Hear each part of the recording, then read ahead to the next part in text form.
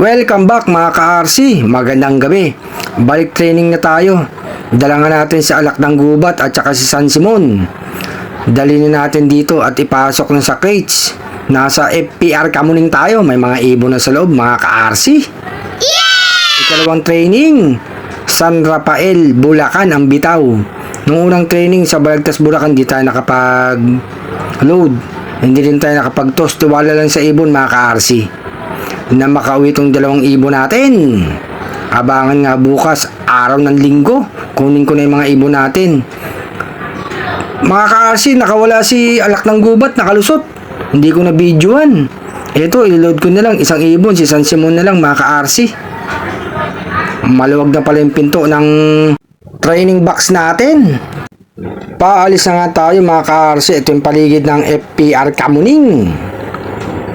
Ayan mga ka-RC, this oras na nga ng gabi. Isang ibon lang ang na-load natin mga ka-RC. Oh no! Nakawala nga si Alak ng Gubat. Ito nga yung training box natin. Wala nang laman. Ito yung paligid.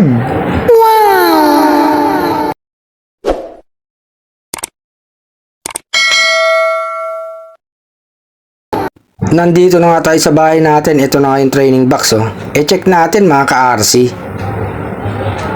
Ito nga yung dala kong training box. Matagal-tagal na rin. Hindi nilagyan ng ibon. Check natin. Etong kabila oh. Ayan oh, maluwag talaga. Palabas, dyan nakalusot si Alak ng Gubat mga ka-RC. Paloob, hindi siya itulak. Ito naman, hindi maitulak palabas. Naitulak naman siya paloob. Bali sa kabila talaga ang maluwag mga ka-RC. Ayan o. Yan, training box natin. Ayan. Ito yung pinakapinto niya. Hindi natin kinukuha yung ibon mga ka-RC. Kaya bukas, isang ibon lang ang aantayin natin. Kahit hindi naman natin aantayin, training lang naman mga ka-RC. Ayan, dyan nakalusot si Alak ng Gubat. Ayan. Ito yung training box natin oh. Tutupain natin mga ka-RC ha. Isang kamay na kasi ginagamit natin eh. Minsan may hawak ng cellphone mga ka-RC. Ayan oh, training box natin oh. Ayan, tupain natin mabuti ha. Medyo luma na rin kasi. Kaya hindi natin na-check na maluwag na pala yung pintuan. Bali pagka nag-load tayo, ayusin lang natin para safe yung mga ibon di makawala. Ayan, nakatupin ang training box natin mga ka-RC.